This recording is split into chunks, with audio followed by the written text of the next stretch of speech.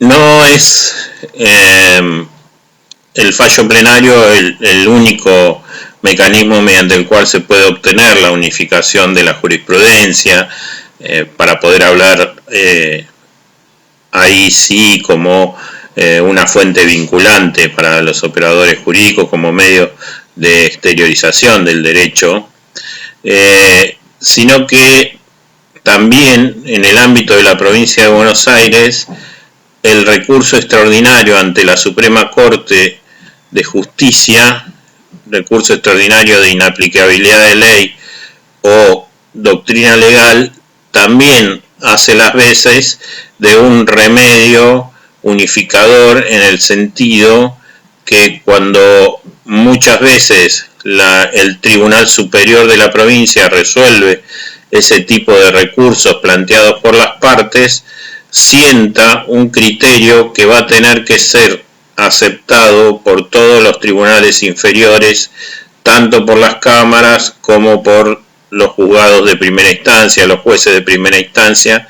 deben hacer caso y deben cumplir la directiva que parte desde la Suprema Corte a través de su doctrina legal. Ustedes tienen que observar que en el marco de un proceso judicial civil, las partes tienen la posibilidad de recurrir las sentencias que le resulten adversas, es decir, a través de la interposición de recursos pueden hacer que un superior, es decir, un órgano superior de aquel que dictó la sentencia, pueda revisar si lo que hizo el inferior es correcto o incorrecto a la luz del ordenamiento jurídico que se debe aplicar. Cuando eso ocurre ante un juez de primera instancia, se recurre ante la Cámara, se llaman a esos recursos de apelación o de nulidad o otro tipo de recursos, se llaman recursos ordinarios, porque son, digamos, interpuestos ante tribunales precisamente que no son tribunales extraordinarios, sino que son tribunales que en la normalidad de los casos tienen que entender cuestiones que le plantean las partes para revisar qué han hecho los jueces, en este caso los jueces de primera instancia. Pero existe lo que se denomina la instancia extraordinaria, que es ante la Suprema Corte de Justicia de la provincia en materia, digamos, en materia civil se da, o en materia penal también, o en contencioso, o en laboral, pero bueno, es una instancia extraordinaria. ¿Qué quiere decir? Bueno, en principio la Suprema Corte no entiende o no tiene por qué hacerse cargo de todas las apelaciones que hacen las partes que no han tenido un resultado que las conforme. En realidad, según el criterio general aplicable, la Suprema Corte solo trata cuestiones extraordinarias que estén relacionadas con alguna violación a la ley, a la doctrina legal que esa Corte ha creado, o en caso de que existan, digamos, algunos vicios que hagan que la sentencia que se ha dictado sea nula a través del recurso extraordinario de nulidad. Esto quiere decir que para llegar a entender la Corte tiene que darse una situación extraordinaria, fuera de lo común, un poco, digamos, anormal, que implique que ese superior tribunal va a tener que meterse en el caso y tratar de aportar una solución. ¿Esto por qué? Bueno, porque se entiende que la Corte o los tribunales superiores no pueden estar abocados a tratar todas las cuestiones que existen dentro de una jurisdicción judicial, porque sería imposible que traten todos los temas de esa jurisdicción. Por eso se la deja solo como reserva para que revise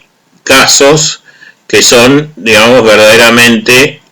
extraordinarios, es decir, ya sea por la naturaleza del reclamo, por el vicio de la sentencia,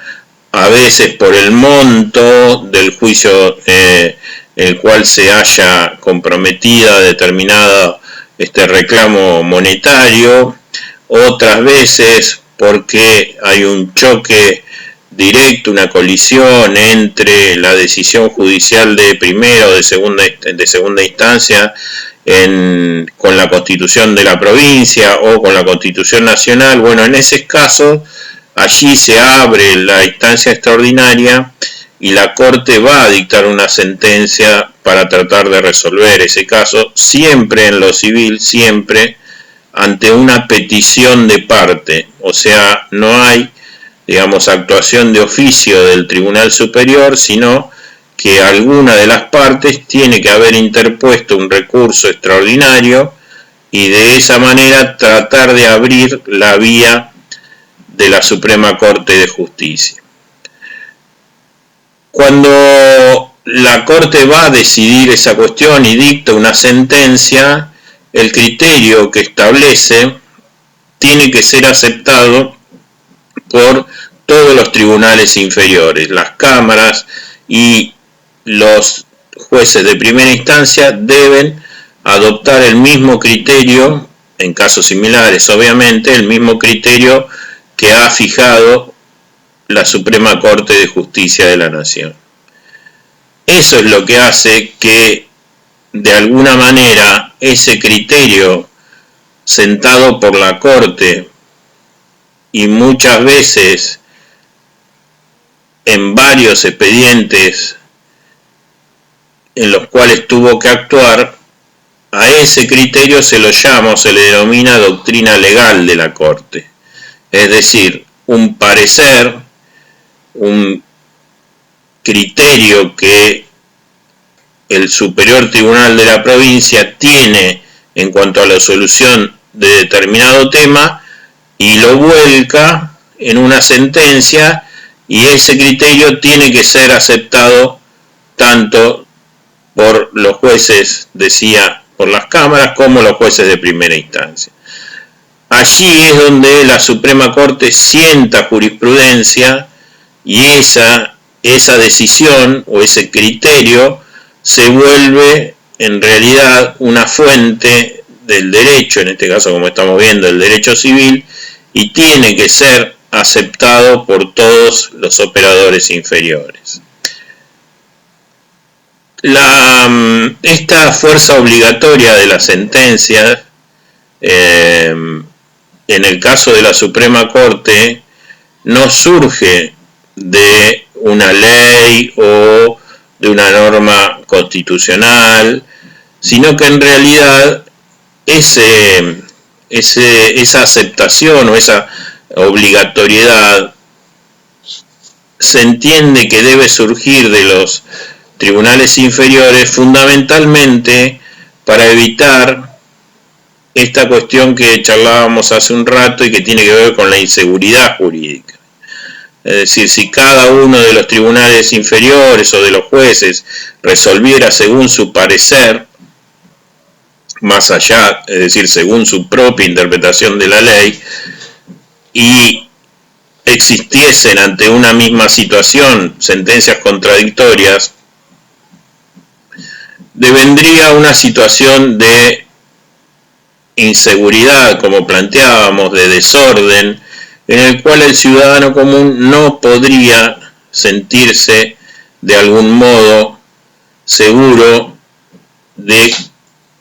cuál va a ser finalmente el criterio que se establece. La autoridad de los fallos de la Corte, de la doctrina legal, muchos dicen, bueno, al no ser una autoridad que provenga de la ley, digamos, es una autoridad, para darle un nombre, una autoridad moral, una autoridad de convicción de sus fallos,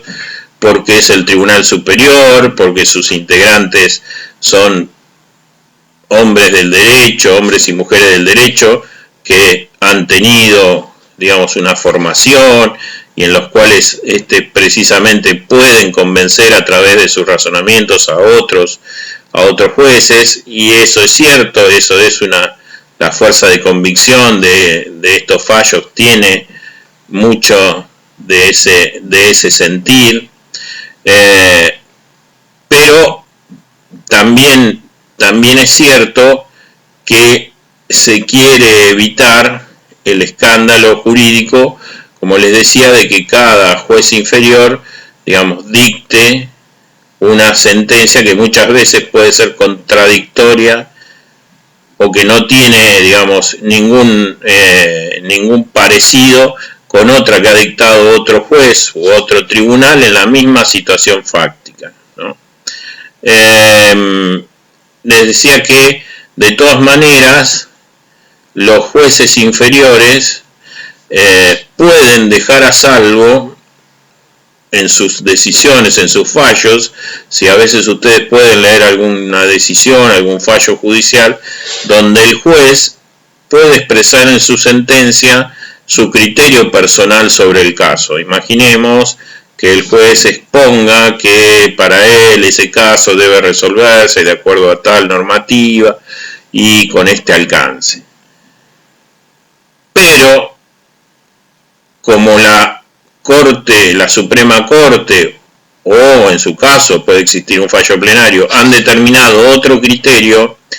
el juez debe aceptar ese criterio del superior y por lo tanto, más allá de dejar a salvo su criterio personal, tiene que aceptar el criterio del superior. No solo por una cuestión de jerarquía en la organización del Poder Judicial. En el caso de la provincia de Buenos Aires está conformado por jueces de primera instancia, cámaras y corte,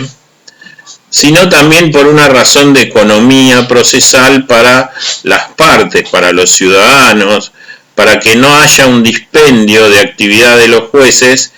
que, ya conociendo la decisión de su superior, el criterio que su superior adoptó, el expediente no suba a conocimiento del superior y baje otra vez con el criterio que ya ha sentado en reiteradas oportunidades. Porque de esa manera, en realidad, se perjudica al ciudadano, a la parte que reclama, porque la tardanza de ese expediente, de esa decisión, en realidad se vuelve en contra del mismo sujeto. Entonces, si un juez de primera instancia o una cámara ya sabe cuál es la doctrina legal, esté o no de acuerdo, puede o dejar sentada su disidencia personal del juez votante, o lo puede hacer, pero siempre debe aceptar la decisión del superior, el criterio ya sentado por el superior. Criterio que se puede ir modificando, es decir, piensen ustedes que son tribunales colegiados, quiere decir integrados por varias personas, varios sujetos. Esas personas pueden cambiar de criterio a veces con el paso de los años. A veces un resultado, un criterio que surge de una mayoría, imaginemos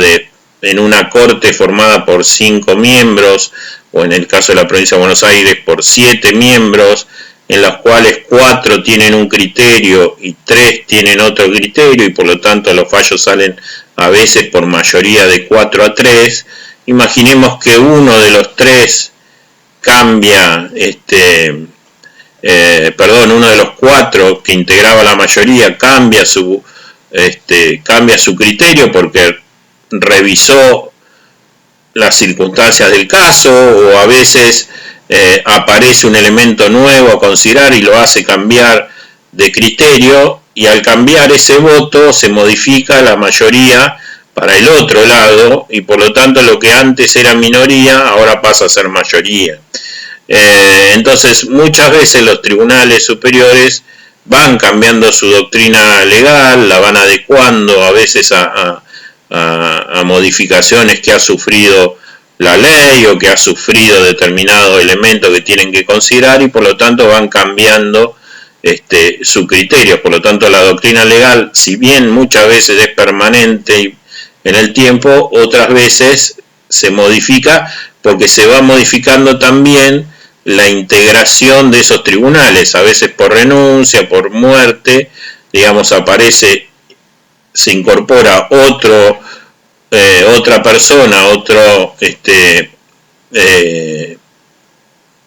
hombre o mujer del derecho, y por lo tanto puede cambiar el criterio que venía sosteniendo ese tribunal. Esta misma situación que ocurre en estos casos de recurso extraordinario en la provincia de Buenos Aires,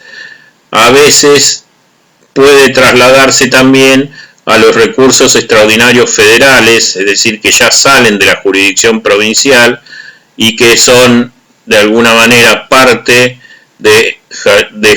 la jurisdicción federal, es decir, entendería en esos casos, entiende la Corte Federal, la Corte Suprema de Justicia de la Nación, y ese criterio sentado por la Corte Suprema de Justicia de la Nación, como es la última intérprete de la Constitución Nacional, resulta ser obligatoria esa doctrina para todos los tribunales inferiores del país, sean cortes, o sea, sean superiores tribunales de las provincias, o cámaras o juzgados provinciales. El criterio que establece la Corte Nacional pasa a ser otra fuente vital de jurisprudencia, pasa quizá a constituir la jurisprudencia más importante como fuente del derecho, porque es la última intérprete de la Constitución Nacional y quien sienta el criterio en los temas que han llegado a su conocimiento.